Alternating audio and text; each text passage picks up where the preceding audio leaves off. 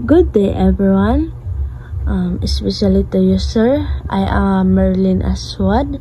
So my part is about lye treatment. So lye is a strong alkaline solution used to dissolve soluble parts such as acids, oils, or other matter in vegetables. And some fruits are running water or other liquid passes through slowly. So what is a lye treatment? So lye treatment or another term is a sodium hydrogen na ginagamit sa ilang mga proseso sa like sa mga prutas upang mapabuti ang kanilang lasa at ang pagkaka-preserba. So ang lye treatment ay tumutulong sa pagtanggal ng mga kapait ng prutas, like pait niya, at nagbibigay ng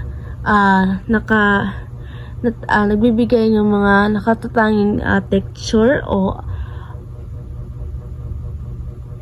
at saka mga lasa na mahalaga sa atin. Some example is sweet potatoes o ang kamote. So, ang lye ginagamit sa pagproseso ng matamis na patatas upang matulungan ang pagbago ng kulay or ang texture. So, ang treatment na ito ay naging sanhi ng mas malambot at mas malasa na ang potatoes or ang kamote na kadalasan ginagamit sa panghimagas sa pangulam ng iba't ibang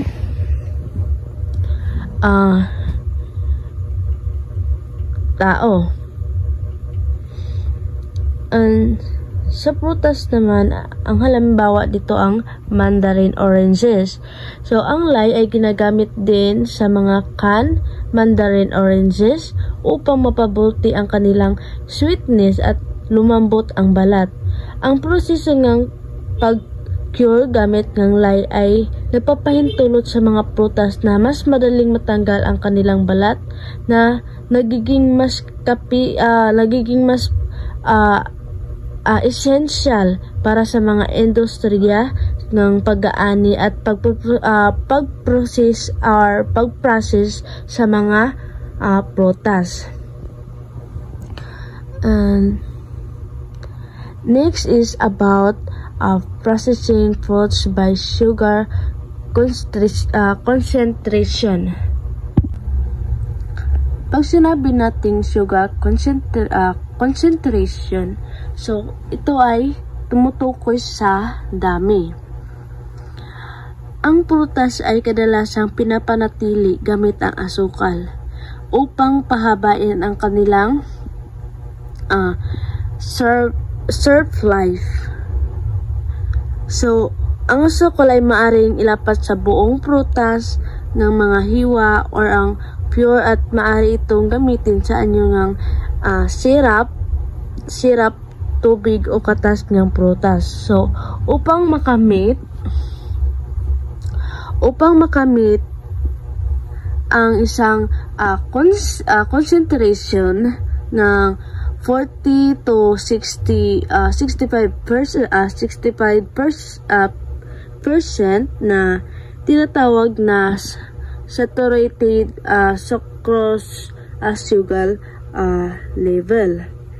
Ang prutas ay niluluto nga sa asukal o sa syrup.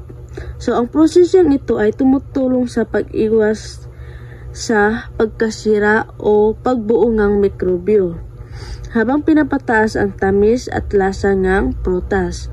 So, sa ganitong paraan, ang prutas ay nananatiling sariwa at mas masarap sa mahabang panahon.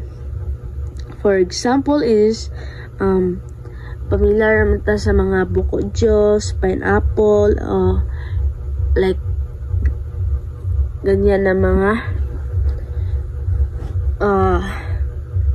prutas. So, like sa buko juice, ang katas ng buko or ang coconut juice ay maaring pagsamahin sa pulot at timplahan ng asukal.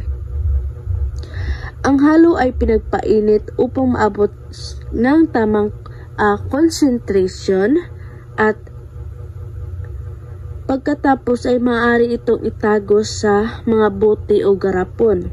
So sa ganitong paraan, ang lasa ng buko ay panatili habang pinapahusay ang kanyang tagal or duration na hindi madali masira at still ganun pa din ang lasa niya. Sa pineapple naman is ang pinya ay maaring hiwain at isama sa isang syrup na naglalaman ng asukal.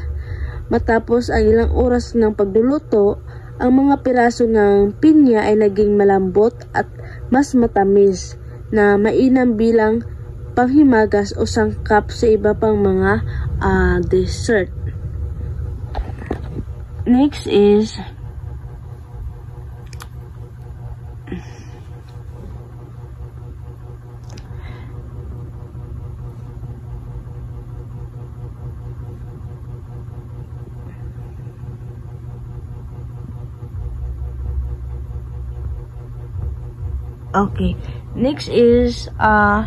fruit jellies. So fruit jellies are gelatinous product made from fruits pectin. So by the way, kaning pectin is like carbohydrate na natural na matatagpuan sa mga cell wall ng mga halaman, lalo na sa mga prutas. And sugar and acid. So kadalasan ang jellies ay ginagawa mula sa katas ng isang uri lamang ng prutas na nakakuha sa pamamagitan ng pagpakulo ng mga extract ang pinakamaraming soluble pectin. So ang kaning pectin kay sangkap na kinakailangan para sa mga pagbuo ng mga gel ng mga fruit jelly. Kadalasan ito ay nagmumula sa mga balat at buto ng iba't ibang prutas. So sa paggawa ng jam, ang pectin ang nagsisilbing binder na tumutulong sa pagbuo ng texture ng jelly. Ang concentration ng pectin at ang tamang proportion ng asukal at acid ay mahalaga upang makamit ang tamang pagbuo ng gel.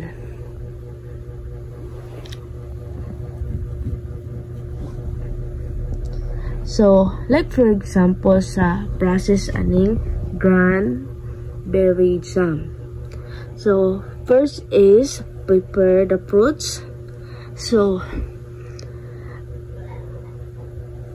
kanang fresh na cranberry, imo siyang limpyuhan, then human imong hiwaon, and then human nimo giwaon upang mas madaling makuha ang kanilang mga lasa at pectin. And then ang cranberries ay pinakukuluan. So step 2 na sa cranberry is imo siyang pakuluan kasama ang asukal at acid.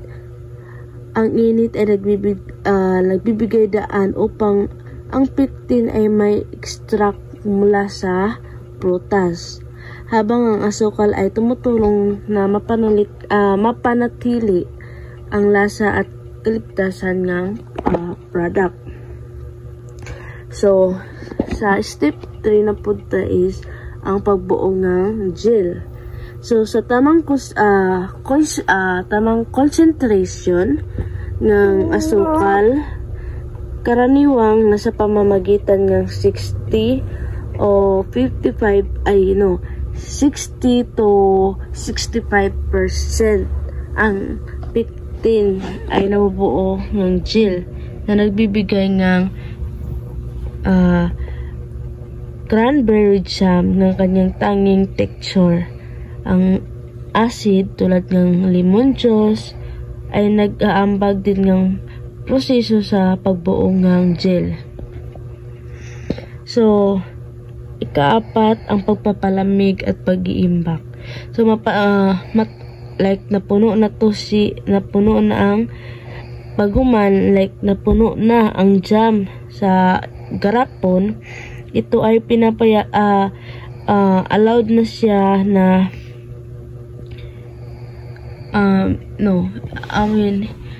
kanang kuan na siya dapat kanang imo siyang dapat lamig ay lumamig at tumigas. Ang mga ito ay dapat iimbak para sa mahabang buhay at sa tamang like dili siya dali madaot.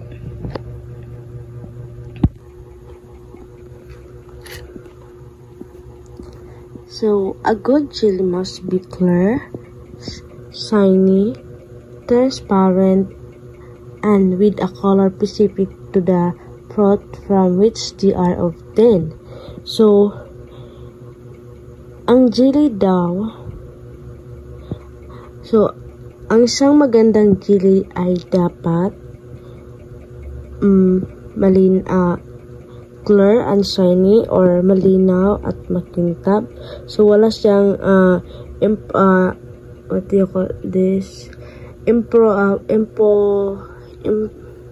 Impurities, transparent, and then at mayroon siyang kulay na tiyak na prutas na ginagamit. So dapat naka-specific ang prutas dito. Usay colors sa prutas dapat ma-identify na dayon sa mukaon. And then dapat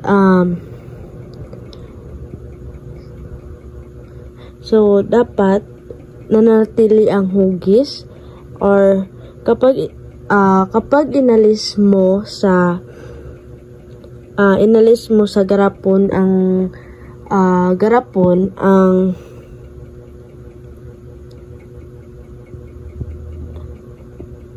jelly ay dapat hindi ito bumabagsak o like dumadaloy. And then sa next is dapat malambot ngunit hindi dumadaloy. So dapat ito ay maging kaaya-aya kainin and hindi malagkit at may tamang texture.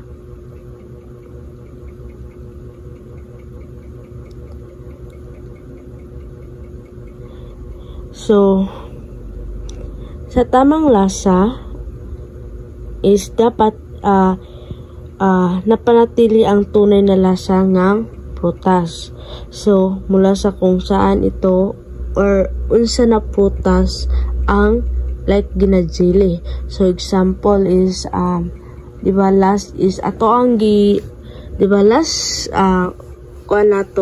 laboratory is ato ang ginagama ang what do you call this? Nangka. So dapat example sa nangka imong gikuan dili dapat mailhan sa kaon na kanang prutasa is nangka. So diha nila ma-identify. So dapat dili mawala ang lasa sa nangka. And next is sort and wash fruits. So ang salt and wash of fruits. So production of fruit jelly start from the sorting fruit carefully. So when we see sorting fruit carefully, mo ni siya ang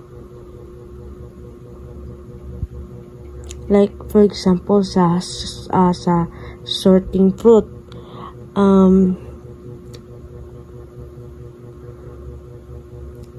na isa ka prutas na like gabi na siya kahinog or nadaot na siya or may like damage or like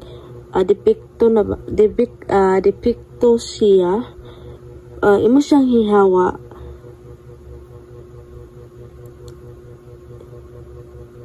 So imo siyang itanggal upang masiguro na ang mga natitirang prutas ay angkop para sa paggamit, tulad ng paggawa ng jam o chilies. So ang kaning sort and wash fruits is sa sorting sa prutas is i-sort carefully ang mga prutas. So ilabay to ang mga kanang kanang gabi na kahinog, imo siyang ilabay. Ang di naman siya pwede basta hinog na kayo, so dili na siya pwede like himuon siya jam. So na possible na madaot imuhang jam. That's why na if mamili kag prutas is dapat imo siyang lantawon kung kana siya is pwede ba na siya ma-jam. Like imo siyang i-identify na kani is okay ni siya para himuon jam. Dili ni siya madaot kay dili pa kay ni siya hinog or dili pa kay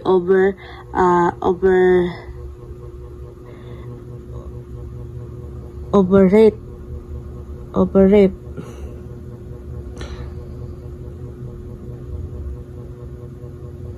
So like say mong pag-jam is dapat dili tong hinog na kaayo.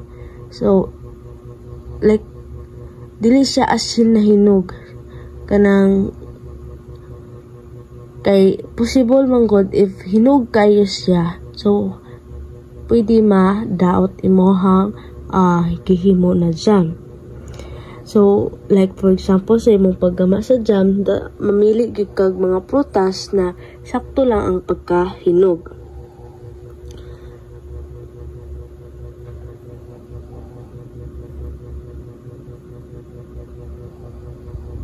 So next, wash the fruits in running water by lifting the fruit out of water each time. So imong limpyuhan ang mga prutas or kanang hugasan ang mga prutas sa kanang tumatakbong tubig or running water. And then imo siyang ipataas ang prutas mula sa tubig. Then bawat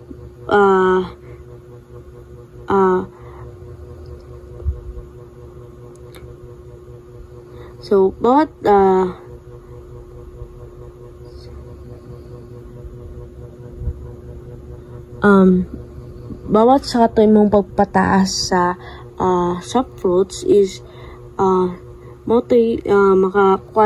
maka-help para matanggal ang mga dumi. So cutting is applied only to those fruits that are slightly hard and are limited to cutting it is halves or quarters. So sa pagputol sa prutas is imong putlon lamang ang mga prutas na medyo like naigahi, then mo siyang hation nimo siya ito like kalahati or quarters.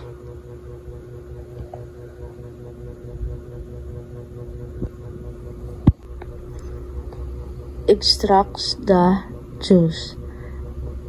Place the fruits in a large saucepan and add 50 to 100% water depending on the fruits used. So, pagbutang sa prutas is like imo ibutang ang mga prutas sa like dako na planggana or mga laing na mga plastic bitaw na pwede masudlan. And then magdagdag ka ng 50% to 100% na tubig. So, nakadepende na sa prutas na imuhang gigamit.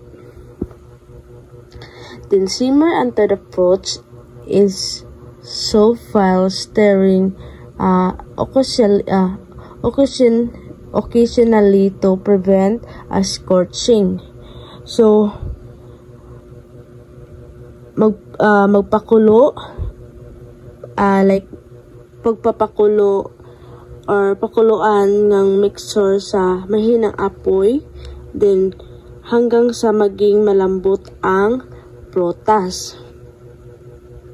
So siguro imong i-sure na kanang imo siyang ginahalo and then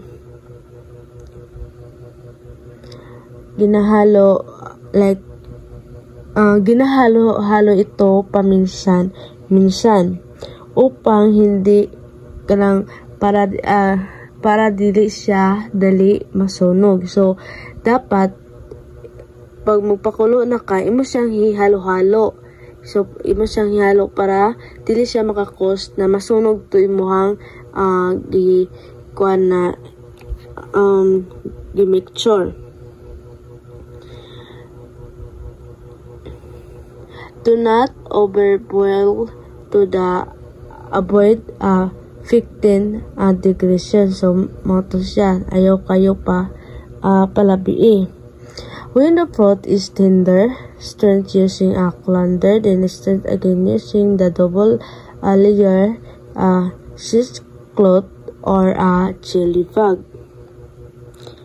So if ang kwan is malambot na, so imo siyang hisalin ang mixture gamit ang colander. At imo na po siyang hisalin muli gamit ang double layer na cheesecloth or a chili bag para unsay what do you call this? Unsay kwan ani niya para unsay kanang kwan ani niya. So ang kwan ani niya is para malinaw na makuha nimo ang mga katas. So para like kanang malinaw bitaw na makuha nimo ang katas. So wala say kanang mga nasagol na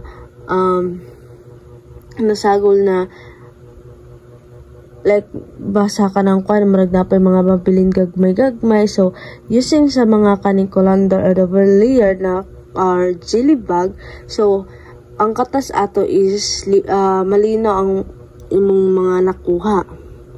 So to obtain clear chilies, choose clarification is necessary. So this can be done by sedimentation for 24 hours or by filtration. So upang makuha ang malinaw na chilies or juice, so maaari mong ilatag ang katas sa loob ng 24 hours upang tumira ang dumi o gamitin ang filtration. na process. So, ang kanin hakbang ay is very essential upang makuha ang tamang katas na kagamitan sa paggawa ng jelly.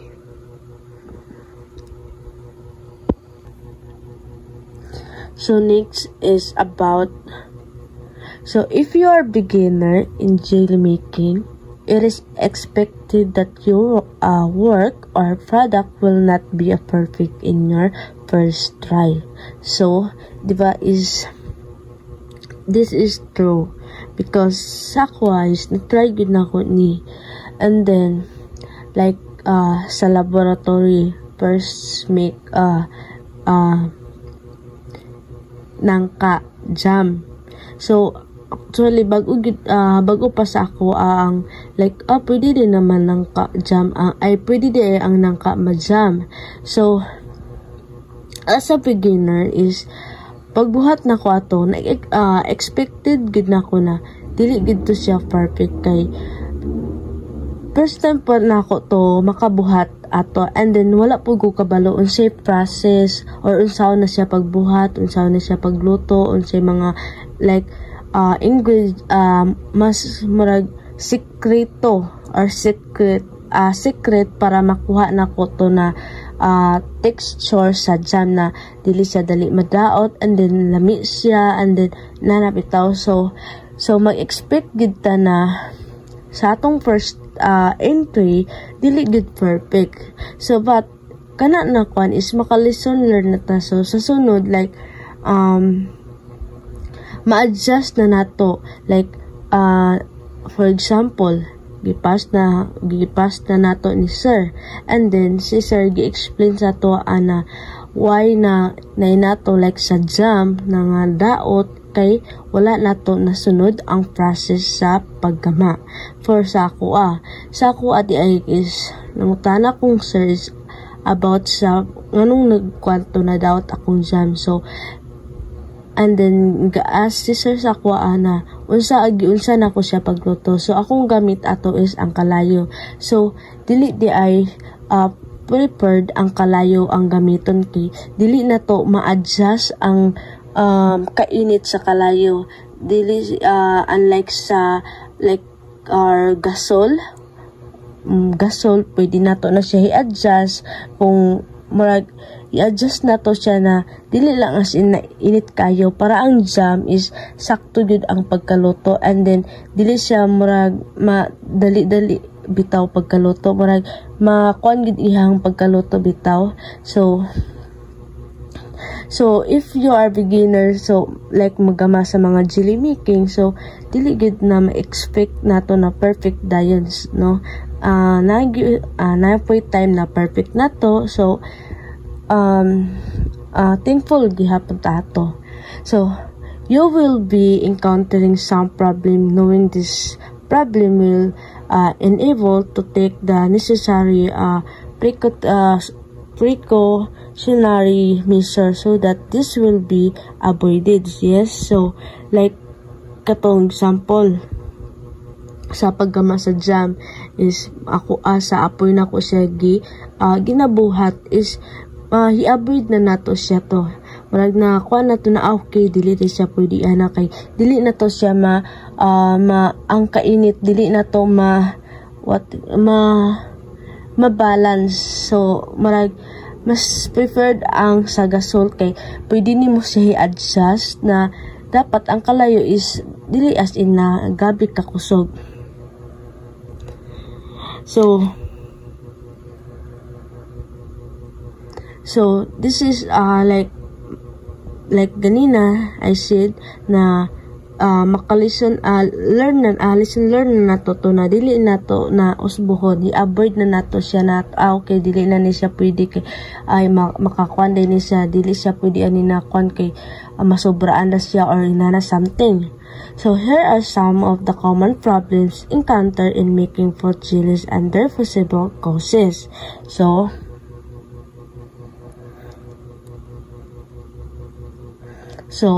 This is the common problem in jelly making, the problem and the causes. So first is, number 1 is jelly is too soft. Too much juice in the mixture, too much acid in the mixture, too little sugar, too large batch at one always cook jelly in small quantities. So second is jelly is too stroppy. So balik ta sa jelly is too soft. So if ang jelly daw is like sobra ka lambot, na iyang causes is too much juice in the mixture. So daghan na kay mga ginapang halo-halo na mga or like mga katas na ginahalo, or sobra sa mga asukal, or sa mga or kulang sa mga pectin o acid. So sa ikaduha is jelly is to syrupy. Means is like maladnaw, is maraming maladnaw siya. Too much sugar was used to liter 15 or too little acid. So diri is gabi ka daghan ang asukal, then gumagamit ang ilang ginagamit ng mga prutas ay dili ka ng hinog bitaw, and then ang pagluto pud is gabi ka tugay. So mao ni ang mga common niya. And then sa jelly is to stiff, is mo na siya ang like gahi, like ang jelly daw is gahi. So under fruits were used to match 15 in the mixture or overcooking. So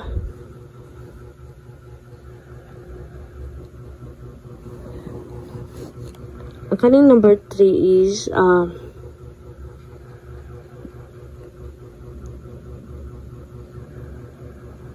like ganina too much in like overcooking. So okay, so like over na kayo ang pagkaluto. Mao ni siya dito, ang jelly is too stiff, ang gahi. And then sa 4 is a jelly is cloudy. Under ripe fruits were used not to strength where was a pure to slowly into the jar or prolonged cooking time. So yes, ang diri na pod is like ang ginagamit nila is dili mga hinog na prutas. So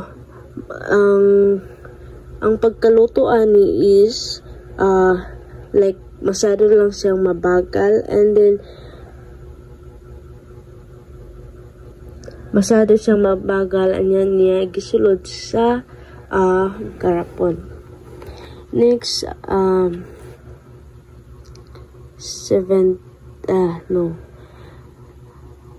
jam.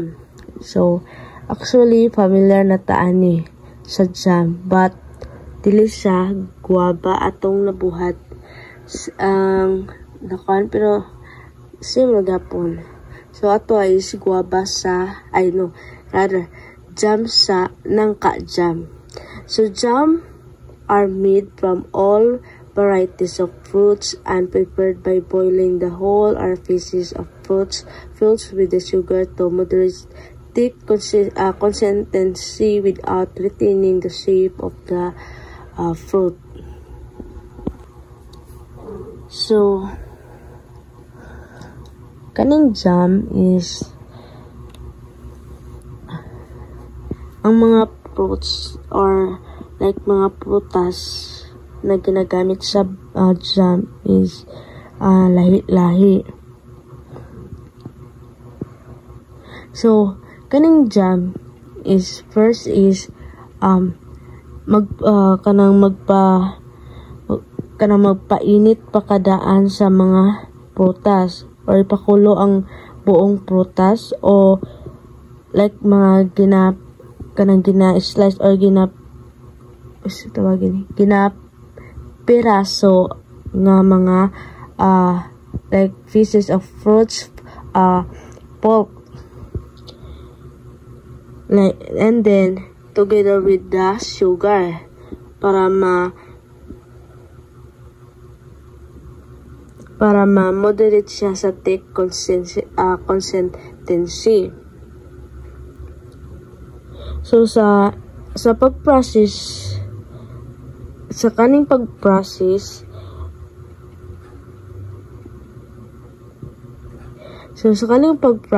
is nawala ang hugis ng prutas, is nagiging makapal or baga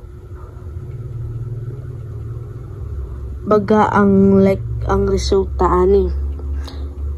So ang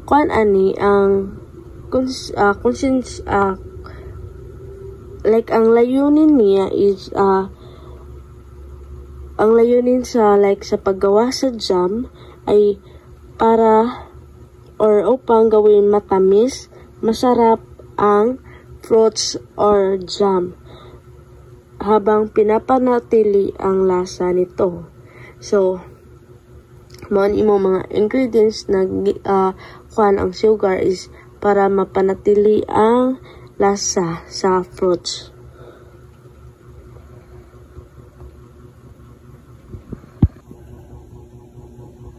So the fruits to be used should be full of maturity to possess a rich flavor and texture. So imong prutas na kanang gamiton sa paghimo,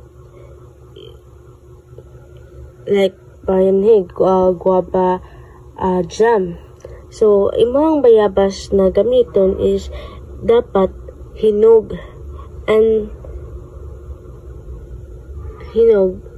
para maging lami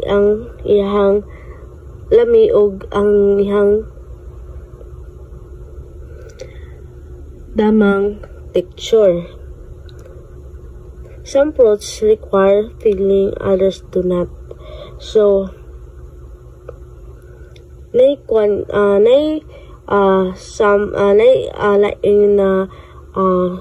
prutas is need pa sila kanang panitan, but napoy uban na dili. So firm fruits require little boiling to facilitate pulping. So para maging mugahi siya, ang prutas is imuasa siyang i-boiling o pakuluan ng kanang pakuluan ng. So para makuan bitaw mo gahi, imo siyang pakuluan na gamay para madaling or ma-facilitate pulping. So some may be passed through a coarse grinder or chopped finely to produce a coarse pulp. So may possible na or maaring durugin ang mga prutas gamit ang magaspang na or coarse na grinder, o kanang gipino bitaw siya para makuha ang gaspang or kanang kuan bitaw sa pump. So next is So the proportion of sugar to fruits varies with the variety of fruit and its degree of ripeness, although generally the proportion is 3/4 or 3/4 cup sugar per cup of fruits farmed. Following are common problems encountered in jam making and their causes.